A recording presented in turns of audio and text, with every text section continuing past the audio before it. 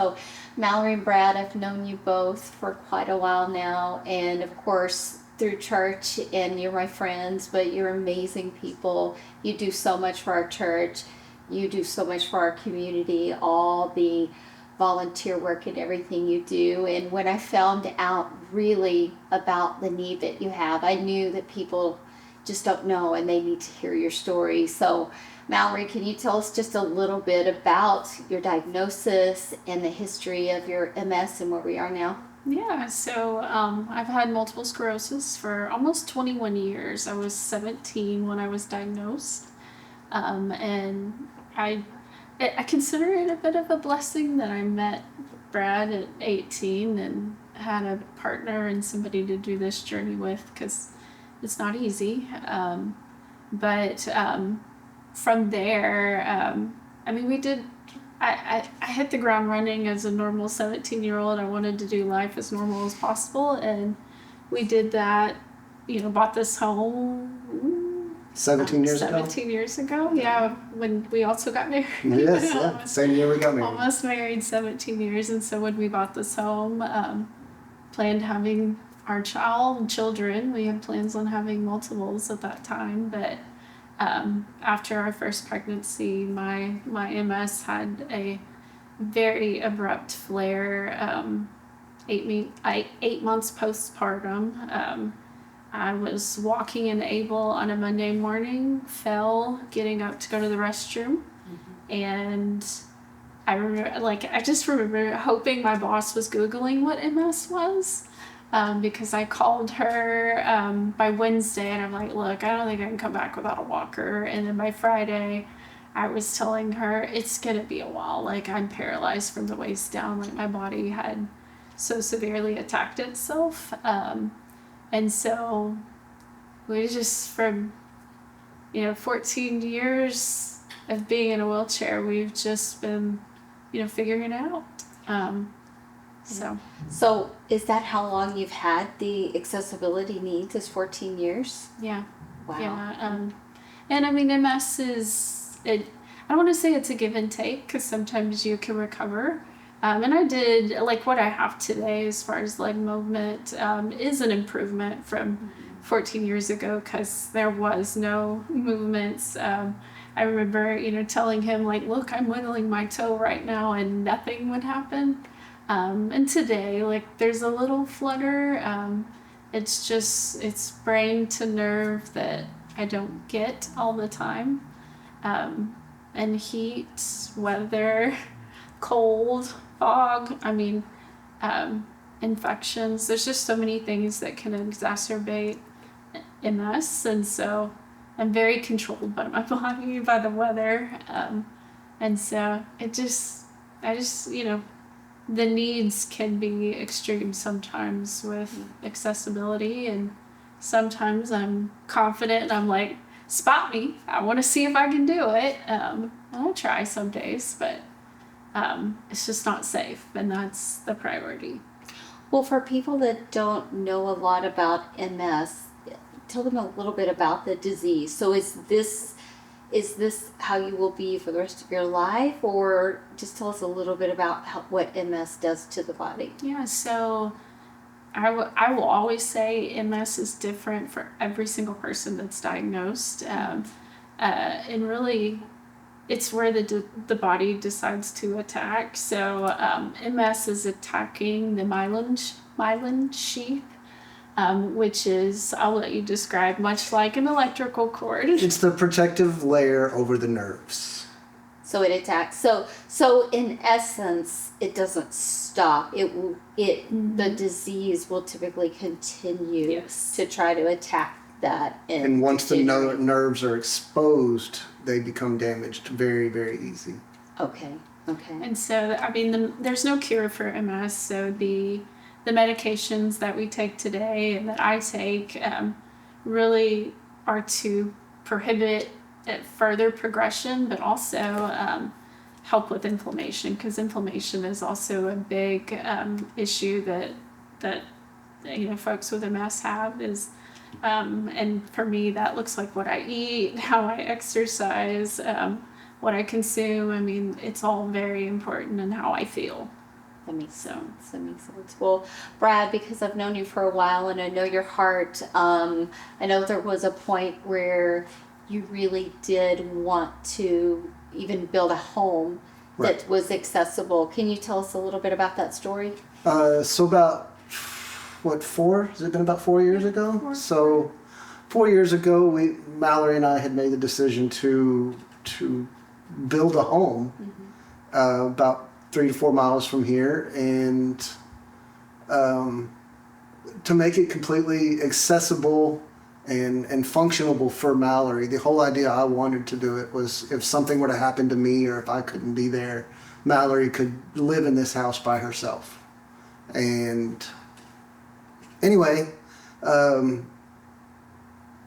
we had already picked out, all our colors, our tiles, and everything, and had worked with the builder to figure out all the handicap accessibility needs and modifications we could do and stuff like that. And we were super excited, and come to find out that the builder was scamming investors, and they ended up going bankrupt, and we lost our earnest money, and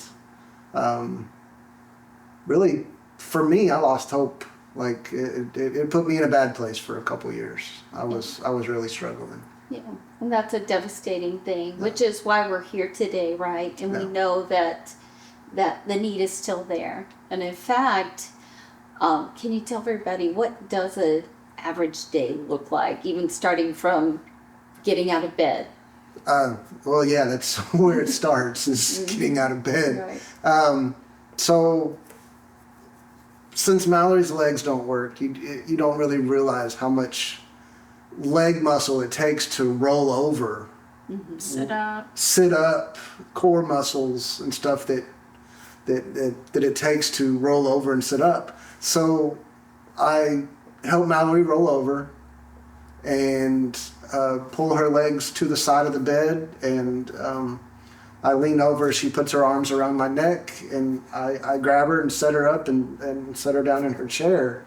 From there, we'll go to the bathroom, and again, we lift the feet of her chair up, and she puts her arms around my neck, and I pick her up and set her on the pot. She does her thing. We pick her up again, and I set her back in her chair. And then we try to combine movements as much as we can, like getting dressed, putting underwear on, putting pants on, shorts, whatever. We'll try to merge all that with a potty break. Yes. Right. So, what are some of the hardest things? I know it sounds like there's a lot of physical lifting that you have to do, and like what are some of the hardest things on your body? I would say really bathing. Bathing. I think is the hardest. Just because she doesn't have the core strength for me to really get her in the shower, and for her to hold herself up for long periods of time to be in the shower. So I have to put her in the bathtub.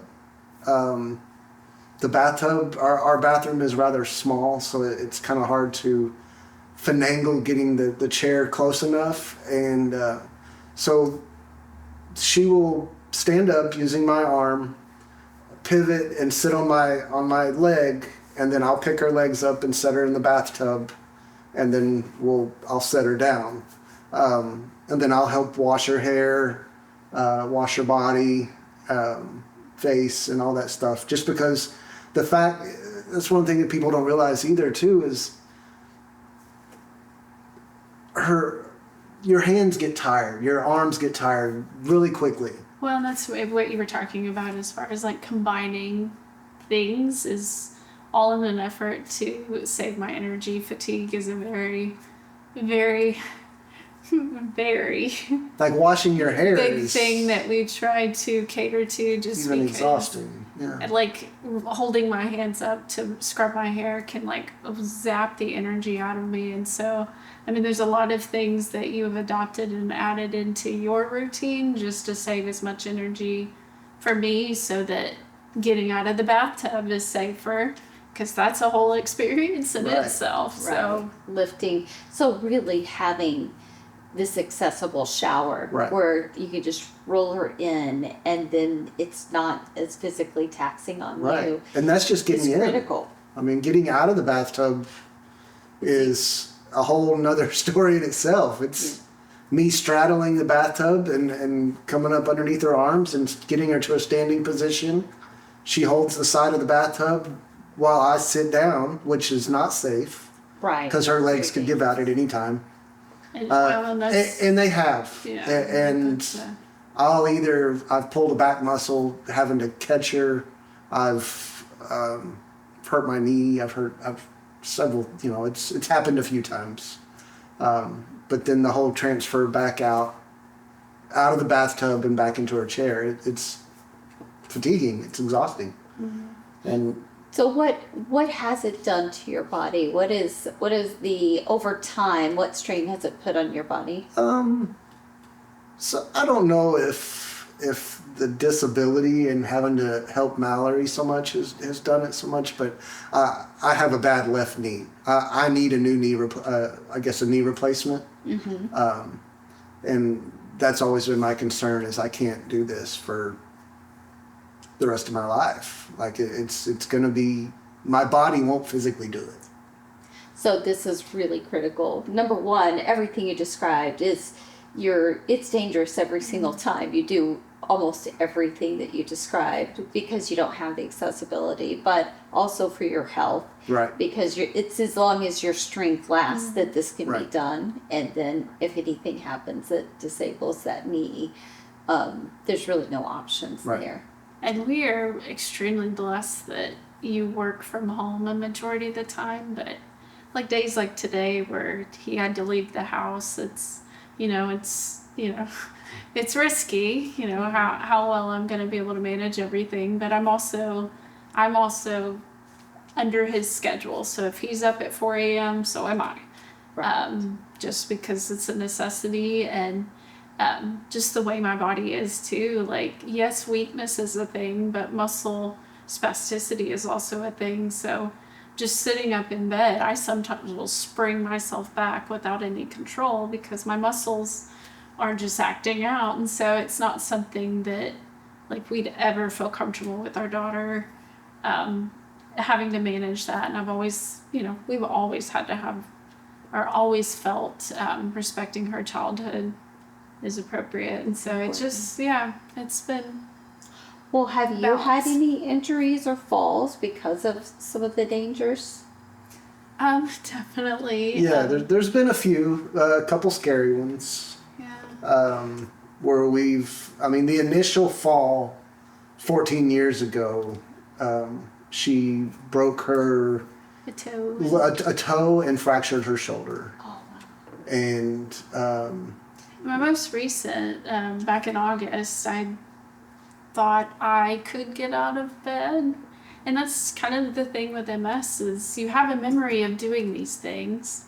And your body doesn't always remember. I don't know. It's a lot of thought process. But I didn't pull that one off. I did not stick the landing, and I just slid out of my wheelchair in the floor, but ended up really hurting my big toe in the process, and I dealt with a boot for a little while because of that. But that's yeah, Yeah. unfortunate, but common in our household. right, yeah. And there's been a few falls that are, I guess, kind of funny, I guess. Yeah. One of the ones that I like to tell is I was working at night, and it was probably 3 or 4 o'clock in the morning. Mallory calls me, asks me, and just starts a normal conversation. Hey, how you doing? Really odd. Why are you calling me at 3 o'clock in the morning and just having a general, how's your day conversation? And I'm like, is everything okay? She's like, well, I'm kind of in the floor. Oh no. Oh no. And I'm cold. And I'm like, okay, what happened? Well, I went to the bathroom by myself, and I did that successfully, but then I went back to bed, and I sat on the bed, and I just slid into the floor. Oh no. Didn't hurt anything. I'm fine. But I'm in the floor. I can't get out of the floor, and I'm cold. I'm like, okay, dear. Well, I'll be home in like 20 minutes. Pull the blanket off the bed. I'll be there in a little bit. So this is the reality. This is Well, and honestly, like when he was starting with that story too, I'm like, I don't know, like it is like kind of how we communicate things too, just because it's hard. Like you got to dampen the blow a little bit with some humor and small talk.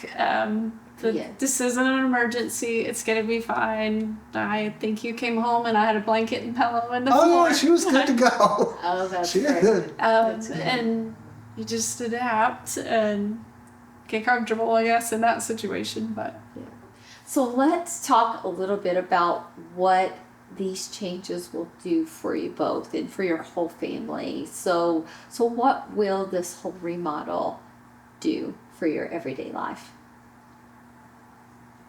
I think the biggest part is taking the stress and strain off of me. Really, I mean, like a lift of some sort.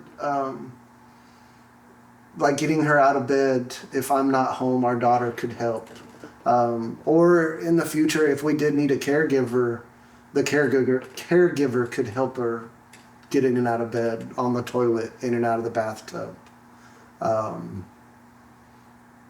Really, I mean, what else? yeah, because I mean, as it is today, like you have no peace of mind, like Right.